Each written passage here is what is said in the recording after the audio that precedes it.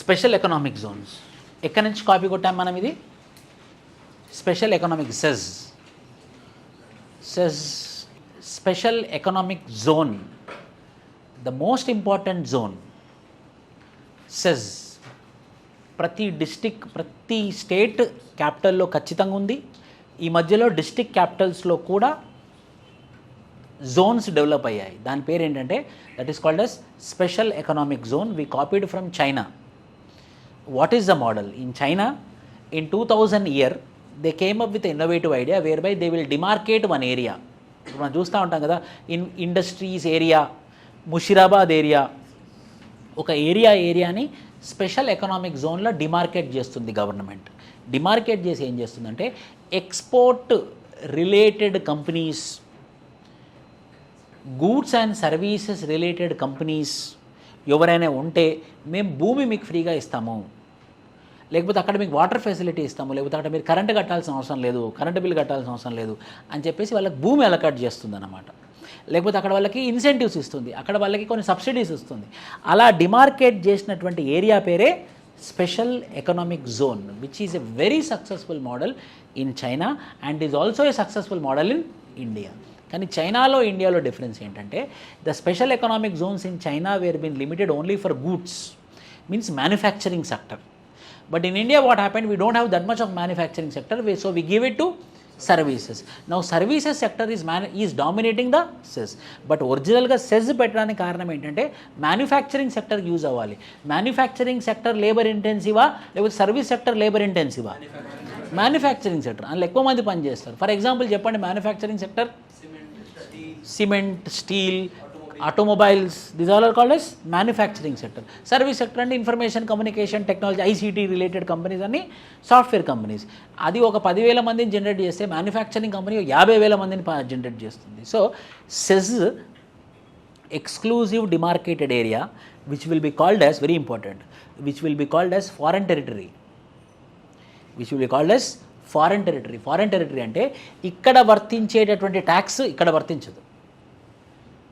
అంటే జనరల్గా వర్తించేటటువంటి ట్యాక్స్ ఇక్కడ వర్తించదు. ఎందుకు? ఇక్కడ నేను ఇండస్ట్రీస్ పెట్టి డెవలప్ చేద్దాం అనుకుంటున్నాను. సో మీకు ట్యాక్స్లో ఎగ్జంప్షన్ ఉంటుంది, మీకు ఇన్సెంటివ్స్ ఉంటాయి, మీకు సబ్సిడీస్ ఉంటాయి. So hence it is called as what? Foreign territory. What intensive? Labour intensive. What promoting? Export promoting. These are the three things. Export promotion, labour intensive and third is foreign territory అని మూడింటిని అంటాము. ఒకటేమో export జరిగేది, labour intensive, ఇంకోటి Pocharam. Pocharam is also SEZ, manufacturing sector. So this is SEZ is specifically delineated. Duty free, ఎలాంటి tax ఉండదు. అదొక enclave, duty free enclave. Special economic zone act 2005 కింద ఉంటుందన్నమాట. చట్టం ద్వారా ఎస్టాబ్లిష్ అయ్యేటటువంటి zones deemed to be what? Foreign territory. అంటే foreign territory అంటే ఏంటి సార్ మీనింగ్? అంటే ఇక్కడ జనరల్గా ఏవైతే చట్టాలు వర్తిస్తాయో అక్కడ వర్తించదు, జనరల్గా ఇక్కడ ట్యాక్సెస్ ఏమైతే వర్తిస్తాయో అక్కడ వర్తించదు. సో అది foreign territory for trade operations, duties and tariffs. Any private, public, joint, state government or its agencies can set up a SEZ. Have been established in several countries including China, India, Jordan and it is a very successful model.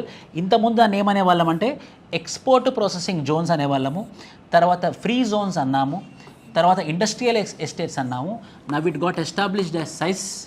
ఇది ఇంకా మారి ఇప్పుడు national manufacturing investment zones కింద మారిందన్నమాట. The most advanced. అంటే SEZ మొదటగా దేని గురించి పెట్టినా మనము? గూడ్స్ పెడితే ఏమవుతుంది? మ్యానుఫ్యాక్చరింగ్ సెక్టర్ అవుతుంది. మ్యానుఫ్యాక్చరింగ్ సెక్టర్ పెడితే ఏమవుతుంది? లేబర్ ఇంటెన్సివ్ అవుతుంది. లేబర్ ఇంటెన్సివ్ ప్రొడక్షన్ చేస్తే ఏమవుతుంది? ఎక్స్పోర్ట్ జరుగుతుంది. కానీ ఇండియాలో ఏమైందనంటే ఆ సెజ్ గూడ్స్ బదులు దేనికి ఉపయోగపడ్డది? సర్వీసెస్కి ఉపయోగపడ్డది. సో గవర్నమెంట్ ఆఫ్ ఇండియా అర్థం చేసుకుంది 2005లో సెజ్ వస్తే 2013లో మనం అర్థం చేసుకుంది ఏంటంటే కాదు, అసలు మనం గూడ్స్ కోసం పెడితే ఏది వర్కౌట్ అవుతుంది? సర్వీసెస్. కానీ సర్వీస్ అంతా ఉద్యోగాలు క్రియేట్ చేయదు. సో ఏది మనం ఎస్టాబ్లిష్ చేయాలి? Manufacturing. So we created an alternative, not removed. we created additionally which is called as National Manufacturing Investment Zone. For example, Jahirabad National Manufacturing Investment Zone. Only ఏం companies వస్తాయి అక్కడ? Manufacturing companies వస్తాయి అన్నమాట. So this is very important. మనం ఎక్కడెక్కడ manufacturing Jones ఉన్నాయి అవి గుర్తుంచుకోకుండా first అదేంటో తెలుసుకోవాలి. మనం చదివేటప్పుడు ఏదైనా వచ్చిందనుకోండి, ఎక్స్పోర్ట్ ప్రాసెసింగ్ జోన్ అంటే ఏంటి, ఓహో మెయిన్లీ ఎక్స్పోర్ట్ ఓరియంటెడ్ కంపెనీస్ మాత్రమే ఉండాలి అక్కడ. ఎక్స్పోర్ట్ ఓరియంటెడ్ కంపెనీస్ అంటే we should not give importance to domestic but should give importance to foreign exports. Presently we have 276 CES are operational in Raheja అని అంటాం కదా, అది సెజ్. అది హైటెక్ సిటీ మొత్తం Madhapur hitech city is once upon a time a very big SEZ. Pampore region of Jammu and Kashmir known as Center for Countries Saffron. ముఖ్యంగా saffron is called as red gold, and that saffron we all know it is mainly from Jammu and Kashmir. And in which region the saffron is cultivated? ముఖ్యంగా highest area under cultivation in world is Iran. Second area highest region under cultivation in the world is India only. But India occupies second largest area but produces approximately 7% of total world production. But first is what? Iran, India, Spain and Greece are the major saffron producing countries, with Iran occupying the maximum area and contributing about 88% of world's saffron production. So ఇండియాలో ఎక్కడ produce అవుతుంది ఇది? Pampore region. ఎందుకు important అంటే, so government of India మనకు తెలిసిందే, when they abrogated article 370, so saffron production was been reduced drastically from 1990 నుంచి there is increase of infiltrations in India because of many reasons, because of instability. 1999 Chandrasekhar, 1991 1992 yearly plan, 1992 PV Narasimha Rao, 1992 Babri Masjid issue, 1992 instability in Jammu and Kashmir politics. So because of that 1990 lot of infiltrations happened in Jammu and Kashmir.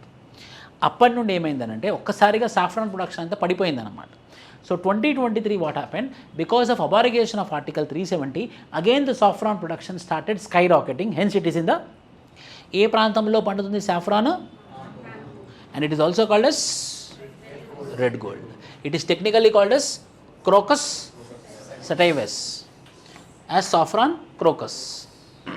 ఎందుకు ఇలాంటి ప్రశ్నలు అడిగాడు ఇంతకుముందు. How many of the above are generally known as tea producing states? Generally how many of the states are called as tea producing states? Andhra Pradesh, Araku valley, Kerala, Himachal Pradesh, Tripura, మనకు తెలిసిందే. So all of saffron, how many of the states are responsible for production of saffron? One and only one, Jammu and Kashmir, not Ladakh also, Jammu and Kashmir ante. Ippudu Jammu and Kashmir UT.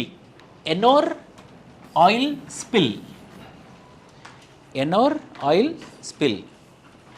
there is a concept called as bioremediation. Bioremedy means by using the biological organisms, by using microorganisms, we are making the microorganisms as a remedy for what? To control the pollution. What type of pollution? For example, oil spill happened, oil వచ్చేసి పడిపోయింది ఓషన్లో, water బాడీలో oil పడిపోయింది, oil అంతా pollution అయిపోయింది మొత్తం. So ఇప్పుడు oil తీయలేం మనం, ఎందుకంటే water oil both are intermixed. So మనం వాటర్ని అందులోకి మనం రిమూవ్ చేయలేము. సో అప్పుడు మనం ఏం వాడతామంటే ఒక micro organism called as oil zapper. So that oil zapper will be put, ఎక్కడైతే ఆయిల్ పడిందో అక్కడ ఆయిల్ జాపర్ అనే మైక్రో ఆర్గానిజం లాంచ్ చేస్తాం, బ్యాక్టీరియాని. So this oil zapper will lead the oil. So oil will be completely consumed by it. So it is a very good example for bioremediation. So what happened recently in the month of December 2023, Ennore A state? Ennore, Tamil Nadu. So in Tamil Nadu, near by the port of Ennore, ఒక oil ship అనేది కింద పడిపోవడం వల్ల అక్కడ మొత్తం oil spill అనేది జరిగిందనమాట. Hence it is in the news. Oil spill occurred in the Ennore reason of Chennai after cyclone Michaung induced floods.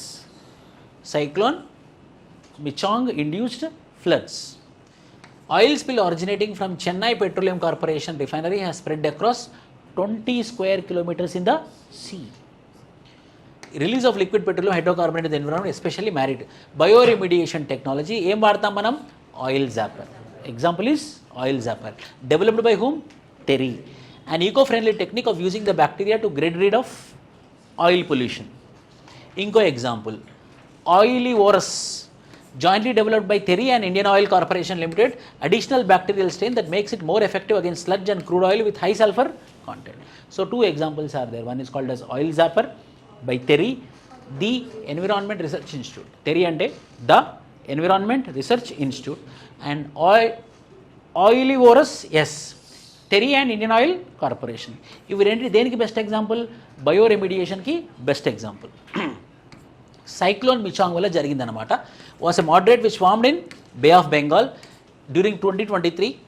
It impacted India and Bangladesh. Origin low pressure area in the Gulf of Thailand which crossed into the Bay of Bengal and became a deep depression. Where it started? Thailand it started. Which cyclone it is called as? Cyclone Michaung. Cyclone in Bay of Bengal. Originated in Gulf of Thailand.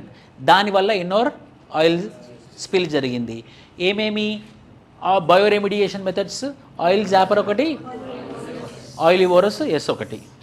Kunming మానిట్రియల్ global biodiversity framework నాకు చాలా గుర్తుంది. In the last class I discussed about global environment facility will provide loans for 5 conventions అని చెప్పాను నేను. Global environment facility will provide funds for 5 conventions. ఏంటో చెప్పండి. మీనామెట్టా convention on mercury ఒకటి, mercury రెండోది, యుఎన్ఎఫ్సిసి మూడోది, UNCCD United nation convention to combat desertification ఇంకోటి, POP. Very good. So ఒకటేమో ఫస్ట్ది మెర్క్యూరీ, ఇంకోటేమో పిఓపి, ఇంకోటేమో యుఎన్ఎఫ్సిసి, ఇంకోటేమో సిసిడి, ఇంకోటేమో CBD, convention on biological diversity. So ఈ 5 వాటి కోసం మనం యూజ్ చేసేటటువంటి ఫైనాన్షియల్ సిస్టమ్ పేరేంటి? Global environment facility. And we had another thing which is called as global biodiversity framework fund. Kunming Monitorial Global Biodiversity Framework was adopted at the Convention on CBD 15th Conference of Parties. It replaced HE Biodiversity Targets 2020. It is legally non-binding in nature. 4 rules ఉన్నాయన్నమాట. దేనికి అనంటే కోన్మింగ్లో global biodiversity meeting జరిగినప్పుడు they came up with an target by 2050 we are going to reach it. 4 overarching goals of 2050 under which Kunming Montreal global biodiversity framework fund. ఒకటి, of human induced extinction, halt human induced extinction. Man వల్ల ఏదైతే extinction జరుగుతుందో ఆ extinction జరగకుండా చూసుకోవాలి. For example pangolin, we have an example of pangolin, we have examples of cheetah which are been extinction because of human. Halt, complete halt. రెండోది, sustainable use of diversity, equitable sharing of benefits, closing the biodiversity financing gap of $500 billion per year. ఈ 4 targets దేని కింద ఉంది అని అంటే Kunming Montreal global biodiversity framework fund. By which year it has set 23 global targets for 2030. 30% conservation of land, sea and inland waters. 30% restoration of degraded ecosystem, integration of biodiversities into policies, halving the introduction of invasive species. Funded through Global Biodiversity Framework as special trust funded by Global Environment Facility. Countries to monitor and report progress every 5 years, and progress made by Kunming Monitorial Global Biodiversity Framework. Adoption of treaty on the conservation of sustainable use of marine diversity beyond the areas of national jurisdiction. So mainly ఏమని చెప్పదలుచుకున్నానంటే 2023 డిసెంబర్లో Kunming మానిటరియల్ అంటే already కున్మింగ్లో ఒక meeting జరిగింది, మానిటరియల్ ఒక meeting, ఇవి రెండింటి కలిపి ఒక ఫైనల్ కంక్లూజన్కి వచ్చారనమాట. ఎందుకు? Aichi biodiversity targets are coming to end. Reach అవ్వలేదు మనమేం, రీచ్ మళ్ళీ ఏమైనా టార్గెట్స్ ఉందంటే దాని టార్గెట్స్ లేదు. సో మళ్ళీ 2030కి మళ్ళీ ఒక టార్గెట్స్ పెట్టుకున్నాము. ఎక్కడ పెట్టుకున్నాము? ఆ కున్మింగ్ మానిటరీలు 2 కలిపి ఒక కంక్లూజన్కి వచ్చామన్నమాట. ఎక్కడ కంక్లూజన్కి వచ్చామంటే 2023లో జరిగినటువంటి కన్వెన్షన్ ఆన్ బయోడైవర్సిటీ. ఎక్కడ జరిగింది 2023 convention on biodiversity? UAE, Dubai. 2023 UAE, Dubai. 2022 Sharm el Sheikh, Egypt. So 2023 ఏదైతే యుఏఈ దుబాయ్లో జరిగిందో అక్కడ కున్మింగ్లో ఉన్నటువంటి ప్రోటోకాల్ అండ్ మానిటరియల్లో ఉన్నటువంటి రెండు కలిపి we are planning for 2030 and 2050 targets అని ముందుకు వచ్చామన్నమాట. సో 2030లో ఉన్నటువంటి టార్గెట్స్ ఏంటంటే మొట్టమొదటిది 30% conservation of land, sea and water and 30% restoration of degraded ecosystem, integration of biodiversities into policies for every. So ఇది ఎక్కడ జరిగినట్టు? Kunming global biodiversity framework fund ఎక్కడ క్రియేట్ అయినట్టు? యుఏఈలో. Conference of parties meeting 2023 Dubai యుఏఈలో ఏదైతే జరిగిందో అక్కడ ఈ టార్గెట్స్తో ముందుకు వచ్చాము. ఎందుకు సార్ ఇది important? In India the biodiversity management committees are key to the realisation of objectives of the Nagoya protocol. The biodiversity management committees have important functions in determining access and benefit sharing, including the power to levy collection fees on the access of biological resources within the jurisdiction. Which of the following statements are correct? అంటే ఈ basis మీద అడుగుతున్నాడు కాబట్టి మనం కూడా Kunming Montreal global biodiversity framework fund కింద 80 targets అయిపోయాయి కాబట్టి 2030కి కొత్త టార్గెట్స్ పెట్టుకున్నాము. ఆ టార్గెట్స్ ఏంటి? ఎక్కడ వచ్చినటువంటి target? Where it came? UAE 2023 UAE.